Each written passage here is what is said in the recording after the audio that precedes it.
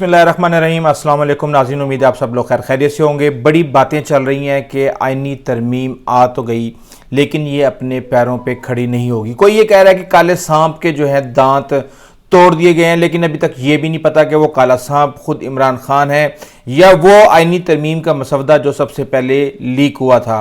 Military court के हवाले से इस वक्त क्या सूरत हाल है? इमरान खान को जेल में रखने का प्लान हो चुका है, उससे आगे अब सूरत हाल किस तरह जा रही है? और क्या ये जो आईनी तरमीम आई है इससे सिस्टम के ऊपर जो है एस्टेब्लिशमेंट की और हुकूमत की गिरफ्त किस हद तक स्ट्रांग हो गई है? देखें, एक बात आपको समझने की ज़रूरत है कि एस्टेब्लिशमेंट के साथ जो भी अभी ये बेसिकली तारीख बताती है हमें कि एस्टेब्लिशमेंट के साथ जिसके भी मामला सीधे होते हैं आमतौर पर वही सियासी जमात जो है वो इक़्तिदार में आती है। और हम ये कह सकते हैं कि इस वक्त इस आईनी तरमीम के बाद सिस्टम के ऊपर जो एस्टेब्लिशमेंट का कंट्रोल है वो इस तरीके से हो गया है। अब क्या होगा मैं इसको आपको बता देता हूं कि किस तरीके से बारीक वारदात डाली गई है या कुछ और किया गया है। क्या काजी फायज ईसा को वाकई ठुड्डे पड़ने वाले हैं? मौलाना का इसके ऊपर क्या किरदार था? 25 अक्टूबर से पहले क्या होने जा रहा है? और ये सारे का सारा जो मामला है ये रात के वक्त, रात की तारीकी में या आप ये कह लें फजर के वक्त क्यों शुरू किया गया? देखें, सबसे पहले तो जो वक्त है वो ही बड़ा एक तरह से मुतनाज़िया उसको बनाने की कोशिश की जा रही है कि रात को 11 बजे कौमी असम्बली का इजलास शुरू हुआ और सुबह 5 बजे ख़त्म हुआ। 6 बजे सदर ने आईनी मसवदे के ऊपर दस्तखत किए और उसके बाद फिर वो गज़ट ऑफ पाकिस्तान के अंदर उसका शुमार हो के अंदराज हो के उसके बाद वो आईनी तरमीम जो है वो इम्प्लीमेंट हो गई।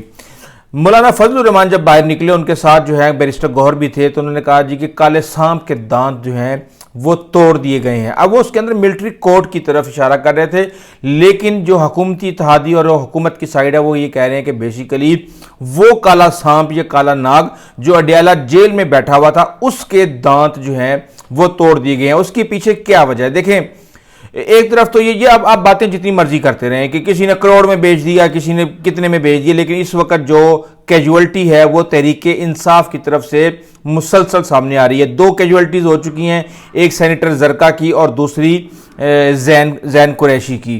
वो उनके ऊपर खुद उनकी पार्टी जो है वो यकीन करने के लिए तैयार नहीं है, क्योंकि आपको याद होगा सेनेटर फैसल वाडा ने ये कहा था, बयान दिया था असेंबली के बाहरी कि ये तो अभी बगैर डिग्गी खोले काम हो गया। अभी डिग्गी के अंदर जो बंद किए हुए हैं परिंदे उनको तो अभी हमने बगैर इस्तेमाल किए ही छोड़ देना है। तो कहा ही जा रहा है कि शायद जैन कुरैशी और जो सेनेटर जरका हैं वो डिग्गी में बंद थी और उसके बाद वो अपनी एक्सप्लेनेशंस देती रही। अब देखिए इस वक्त हुआ क्या है इस आईनी मसवदे में, मैं आपको जल्दी बता दूं कि हुआ क्या है। जुडिशल कमीशन का क्याम, अभी मैं आपको बताऊंगा कि जुडिशल कमीशन का क्याम आने के बाद कितनी चीजें इमरान खान के हाथ से निकल गई हैं और अब सिस्टम के साथ जो लड़ाई करने के में उनको मुश्किलात का सामना था, अब वो मामला कितना ज्यादा गंभीर हो चुका है। जुडिशल कमीशन का क्याम, उसके बाद आईनी बेंच का क्याम, उसके बाद सुप्रीम कोर्ट से सो मोटो का नोटिस का फैसला ले लेना और वो प्रैक्टिस एंड प्रोसीजर जो कमेटी है 3 रुकनी उसके हाथ में दे देना। उससे पहले हम देख चुके हैं कि प्रैक्टिस एंड प्रोसीजर के लिए जो सदारती ऑर्डिनेंस है उसके अंदर चीफ जस्टिस अपनी मर्जी का लगा सकता है, बेंच बना सकता है, मेंबर को किसी को ऐड कर सकता है। इसके अंदर यह भी हमने देखा है कि जो बेंच का सरबराह है वो मास्टर ऑफ रोस्टर होगा, उसकी मर्जी होगी कि किस जज को किस जगह पे कहां पे कैसे किस तरीके से बेंच बनाना है। जाहिर सी बात है जब आईनी बेंच जो होगा उसके अंदर एक ही बेंच तो नहीं होगा, मे बी उन 5 जजेस के ऊपर या जितने भी जजेस होंगे उनका कोई 2 का बना दें, कोई 4 का बना दें, कोई 1 का बना दें, इस तरीके से चीजें चल रही होंगी। जो जूनियर बेंच अगर सरबराह बन जाता है, फॉर एग्जाम्पल अगर या अफरीदी अगर बन जाता है बेंच का सरबराह, तो जस्टिस मुनीब और जस्टिस मंसूर अली शाह किसी भी सूरत उस बेंच का हिस्सा नहीं बन सकते, क्योंकि उनके जूनियर ही फिर उसके अंदर आएंगे। फौजी अदालतों का अगर कोई भी केस होगा तो वो आईनी बेंच के पास जाएगा। मखसूस नशिस्तों का कोई भी केस होगा तो वो आईनी बेंच में जाएगा। इलेक्शन एक्ट की तशरीह होगी तो वो आईनी बेंच में जाएगी। इन तरमीम को अगर आपने चैलेंज करना है तो भी ये मामला सारे का सारा अदालत में जाएगा। पीटीआई पे अगर आपने पाबंदी लगानी है, आपने अगर फॉरेन फंडिंग केस के हवाले से चीज़ों को आपने अगर प्रोसीड करना है, तो जाहिर सी बात है उसके अंदर फाइनल कैबिनेट के बाद फाइनल अप्रूवल सुप्रीम कोर्ट की होती थी। तो ये मामला भी सारे का सारा आईनी बेंच करेगा। और ये मामला अब इमरान खान के लिए कितना खौफनाक हो गया है, इसकी तफसील बताने से पहले जाहिर सी बात है जिन लोगों को आईनी तरमीम के बारे में नहीं पता, उनको एक छोटी छोटी एक आपको फिगर दे दूं कि सेनेट के अंदर जो मैजिक फिगर था वो था 65। कौन लोग थे? पीपल्स पार्टी के 23, नून के 19, जेयूआई के 5, बाप के 4, एमक्यूएम के 3, एएनपी के 3, बीएनपी के 2, इंडिपेंडेंट 4, पीएमएलक्यू का 1 और नेशनल पार्टी का 1। अब यहां पे जो नकब लगी है वो लगी है बीएनपी। मैंगल साहब को जो झटका लगाया गया 2 सेनेटर्स का, वहां पे मामला हुआ है। और उसके बाद जो कौमी असम्बली है, कौमी असम्बली के अंदर किसी भी आईनी तरमीम को पास करवाने के लिए जो मैजिक फिगर था वो था 224 का, वो 225 वोट पड़ गए। उसके अंदर जो नकब लगाया गया 8 मौलाना के आ गए, उसके बाद भी शॉर्ट थे, तो 5 जो इंडिपेंडेंट थे पीटीआई के वो आ गए और 1 पीएमएलक्यू का आ गया। पीएमएलक्यू ये बेसिकली इसका ताल्लुक पहले परवेज अलाई ग्रुप से था, लेकिन जाहिर सी बात है पीएमएलक्यू तो अब शुजात के पास है, तो बहरहाल वो इस तरीके से ये नकल लगा के ये चीज हो गई है। अब मसला यह है कि इस आईनी तरमीम के अंदर जो सारे के सारे इख्तियारात हैं वो आपने दे दिए हैं एक कमेटी बने, यानी कि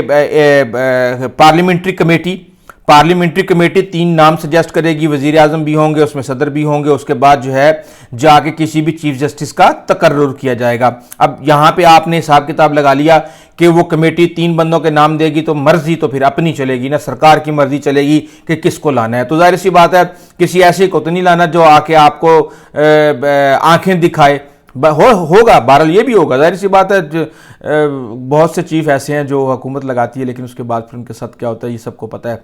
तो इसके अंदर आपको ये ट्राइका है, establishment, military establishment, judicial establishment and government, ये तीनों अगर मिल जाएं तो इनसे ज़्यादा ताकतवर कोई नहीं इस मुल्क के अंदर। लेकिन इन तीनों में से एक अगर अपनी मर्जी करना शुरू कर दे तो जहाँ पे वो 2 होंगे वही ताकतवर होंगे। तो ये इस सिस्टम को आपको समझने की जरूरत है। अब जुडिशल कमीशन आपने बना दिया जनाब, जुडिशल कमीशन आपका बना, तो अब जुडिशल कमीशन के अंदर क्या है? जुडिशल कमीशन के अंदर जनाब सबसे पहले तो वो चीफ जस्टिस जिनकी तैनाती जिस भी तरीकेकार से होगी वो आपको समझ आ गई, उनको आप एक साइड पे कर दें। 4 सीनियर जजेस, उन 4 सीनियर जजेस में से कोई एक आधा तो काम का होगा ना अपने, अगर नहीं भी होगा तो मैं आपको भी बताता हूं कि क्या गेम होगी। उसके बाद एक नाम जो है वो वजीर कानून इसके अंदर होंगे, इसके अंदर अटॉर्नी जनरल होंगे। तो इस तरीके से 2 जो हैं लोग वो अपोजिशन के और पीएम जो है वो एक नाम पीएम देगा और एक ऑपोजिशन लीडर देगा, तो 2 लोग यहां पे आ जाएंगे। एक बार का बंदा होगा, एक जो है जो 2 लोग होंगे वो ऑपोजिशन के होंगे और एक जो है टेक्नोक्रेट रिजर्व। अब आपको पता है कि गैर मुस्लिम या वुमेन की सीट से जो भी आएगा वो किसकी मर्जी से आएगा और कैसे आएगा ये सबको अच्छे तरीके से पता है। पार्लियामेंट्री कमेटी इज इंपॉर्टेंट, वहां पे जो है 8 कौमी असम्बली के और 4 सेनेट के लोग होंगे। ये जो 12 लोग हैं ये रिकमेंडेशंस, ये यानी कि ये प्याज श्याज ये काटेंगे, ये मसाला वसाला ये तैयार करेंगे, हांडी कोई और पकाएगा। तो ये जो हांडी तैयार होगी वो होगी पार्लियामान की खसूसी कमेटी के अंदर और वहां से हिसाब किताब करके फिर रिकमेंडेशंस जाएंगी। अब आप ये देख लें यहां पे चीफ जस्टिस आपकी मर्जी का, क्योंकि आपने लगाना है, 3-3 बंदों में से ढूंढ के लगाना है, तो आपको पता होगा कि कहां से क्या प्रॉब्लम हो सकता है। 1 वोट आपका हो गया। उसके बाद वजीर कानून आपके 2 वोट हो गए। यहां पे ये बात आप याद रखिएगा कि जो जुडिशल कमीशन है उसके 13 मेंबरान होंगे और उसका जो मैजिक फिगर है वो है 7 लोग अगर आपके वोट दे देते हैं कि ये सदर है या सॉरी ये चीफ जस्टिस है, ये बेंच का सरबराह है, ये फलां है, ये डमका है, इसको उठा के यहां फेंक दो, उसको उठा के यहां फेंक दो, 7 लोगों का मुत्तफिक होना यहां पे जरूरी है। अब आप यहां पे देखें कि एक हो गया चीफ जस्टिस, कहां से आएगा कैसे आएगा सबको पता चल गया।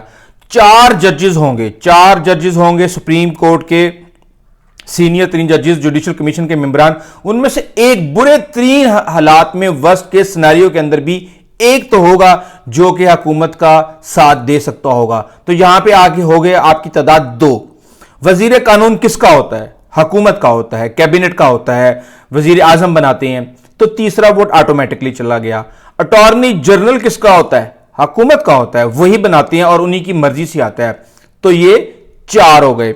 उसके बाद सुप्रीम कोर्ट बार के ऊपर कभी इनका कभी उनका, बहुत पिछले दिनों वायरल हुआ, जुबैरी साहब आ गए थे, लेकिन आमतौर पे होता है कि कभी इनका कभी उनका, तो वो वहां पे आप खेल सकते हैं। चलिए आप उनको भी शामिल ना करें, अभी आप 4 पे रहें। अब आप ये देखें कि एक बंदा पीएम की मर्जी से आना है, तो वहां पे हो गए 5। उसके बाद 2 ऑपोजिशन के, वो तो आपके किसी सूरत नहीं आएंगे। वहां पे टेक्नोक्रेट की रिजर्व की जो सीट है वो 7 डालने के बाद जो 6 लोग हैं वो तो आपने अपने घर से लेके चलना है। जब आपने 6 लोगों को अपने घर से लेके चलना है और आपको सिर्फ एक बंदा चाहिए होगा, तो आप अंदाजा लगा लें कि अगर कौमी असेंबली के अंदर 12-12, 13 वोट पूरे हो सकते हैं, सेनेट के अंदर 5, 6, 7 वोट पूरे हो सकते हैं, तो ये एक तो मसला ही कोई नहीं है।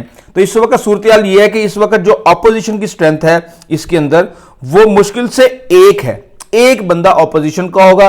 उसके बाद जो बकाया जितने भी लोग होंगे, बकिया 7 वोटों में, यानी एक ऑपोजिशन का होगा, तो बकाया 6 बच गए 7 में से, क्योंकि 6 तो हुकूमत वैसे घर से लेके आ रही है। तो उन 6 जो हैं वो अपने जमीर का फैसला कभी भी किसी भी वक्त किसी भी तरीके से कर सकते हैं। अब यहां पे एक चीज और बारीक वारदात पड़ गई है कि पिछले दिन हमने देखा था कि इस्लामाबाद हाई कोर्ट के अंदर बहुत ज्यादा तंग किया गया था, और खुफिया एजेंसियों से लेके और सारा कुछ, और कभी किस के केस, कभी किसी का केस, जिसके ऊपर पीटीआई को एतमाद नहीं होता था उसके ऊपर वैसे आदमी एतमाद हो जाता था, लेकिन जिसके ऊपर एतमाद होता था वो भी आगे फ्रंट फुट के ऊपर अपना खेल रहा था। तो यहां पे हमने देखा है कि मुकदमात जो हैं वो एक हाई कोर्ट से दूसरी हाई कोर्ट के अंदर शिफ्ट हो सकते हैं। सो मोटो नोटिस लेने का जो इख्तियार है उसको अड़ा के फेंक दिया गया है, और इस वक्त सिस्टम के ऊपर जो एस्टेब्लिशमेंट की जो गिरफ्त है वो मजबूत हो चुकी है। जहां तक बात है कि ये आईनी तरमीम अपने पांव पे खड़ी होगी नहीं होगी, इंशाल्लाह मैं अपनी नेक्स्ट वीडियो के अंदर, मैं इसके अंदर अभी कॉन्स्टिट्यूशन को स्टडी कर रहा हूं, और जो बैरिस्टर गौहर ने कहा है कि ये नहीं हो सकता और क्यों नहीं हो सकता, इसके ऊपर मैं आपको इंशाल्लाह एक तफसीली वीडियो बना के दूंगा। और इसके अंदर जो उन्होंने बात की हुई है बैरिस्टर गौहर ने, उन्होंने उसके ऊपर ये बात की हुई है कि ये जब तक आपकी कौमी असम्बली और सेनेट पूरी ना हो, मखसूस नशिस्तों का फैसला ना हो, तो ये नहीं हो सकती। तो उसके ऊपर मैं एक आइन के आर्टिकल का भी उन्होंने हवाला दिया, वो मैं इंशाल्लाह स्टडी करके आपको ज़रूर बताऊँगा। मौलाना का किरदार जो है उसके ऊपर मैंने आपको ये कह सकता हूँ, कोई कह रहा है कि विन विन पोजीशन है, कोई कह रहा है कुछ और पोजीशन है, लेकिन इसको भी मैंने मार्क किया हुआ है। इसके ऊपर भी मैं इंशाल्लाह बहुत जल्द आपको एक कंप्रीहेंसिव वीडियो आपको मैं इसके ऊपर दूंगा और आपको बताऊंगा कि किस तरीके से क्या हो सकता है। अभी सब नजरें 4 दिन के बाद चीफ जस्टिस ऑफ पाकिस्तान काजी फाइज ईसा जो हैं वो रिटायर हो रहे हैं। पीटीआई वाले कह रहे हैं कि उनको बड़े ठुड्डे पढ़ने हैं, उनको फलां पढ़ना है, उनको ढिमका पढ़ना है। तो इसके ऊपर भी इंशाल्लाह मैं प्लान करूंगा कि आपको रिसर्च करके एक कंप्रीहेंसिव वीडियो दूं जो कि आपको बताए कि क्या वाकई अकल के दरवाजे खोले। ये नहीं कि जो ठुड्डे पै जाएंगे और जो अब बुरहान हो गया तो अब ये आइन नहीं खड़ा होगा। आइन क्यों नहीं खड़ा होगा भाई? अगर आइन ने खड़ा ना होता तो ये पागल है, पिछले 2 महीने से पागलों की तरह बंदे इकट्ठे कर रहे हैं, किसी को उठा रहे हैं, किसी को डिग्गी में डाल रहे हैं, किसी की बीवी आगे पीछे हुई है, किसी का भाई आगे पीछे हुआ है, किसी का जमीर जाग गया है। ये सारी चीजें क्यों होनी थी? फिर बात यह है, ये एक हकीकत है, कौमी असम्बली के अंदर आइन के मुताबिक जो है लोग पूरे हुए हैं और उन्होंने पहले सेनेट से पास करवाया, उसके बाद कौमी असम्बली से पास करवाया, उसके ऊपर सदर के दस्तखत हो गए हैं और अब अगली जो वारदात है उसके ऊपर फोकस करें। ये पिछली वारदात तो अब हो चुकी है। अगली वारदात ये है कि इस वक्त जुडिशल कमीशन के जो लोग हैं, पार्लिमानी पार्टी की जो कमेटी है उसके बंदे पूरे हो रहे हैं, वो चूज किए जा रहे हैं। जुडिशल कमीशन के फॉर्मेशन आपको बहुत जल्द नामों के साथ सामने आने वाली है। जब वो नाम सामने आ जाएंगे तो आपको पता चल जाएगा कि जो 3 नाम सजेस्ट किए जाएंगे वो कौन से होंगे, वो पार्लिमानी कमेटी किसका नाम सजेस्ट करेगी, वजीर आजम किसकी रिकमेंडेशन सदर को भेजेंगे, कौन फारिग हो जाएगा, कौन कॉन्स्टिट्यूशनल बेंच का हिस्सा बनेगा और कौन किसी और बेंच का हिस्सा बनेगा। और जहां तक काजी फाइज ईसा की बात है तो इस वक्त काजी फाइज ईसा जो हैं वो 25 तारीख तक सुप्रीम कोर्ट ऑफ पाकिस्तान के जज हैं। अगर उनको किसी और अदालत का मेंबर बनाया जाता है, किसी बेंच का मेंबर बनाया जाता है, तो उस हवाले से एक चीज वाजिया है कि 65 साल की उम्र में आपको रिटायर हो जाना है, चाहे जो भी हो जाए। 3 साल की मुद्दत फिक्स कर दी गई है। यहाँ पे थोड़ी सी कॉम्प्लिकेशंस हैं, इसके ऊपर भी हमें थोड़ी सी रिसर्च की ज़रूरत है, इसके ऊपर भी अपडेट करेंगे। लेकिन अभी तक के लिए इतना ही। आइंदा तक इजाज़त दीजिए। अल्लाह हाफिज़।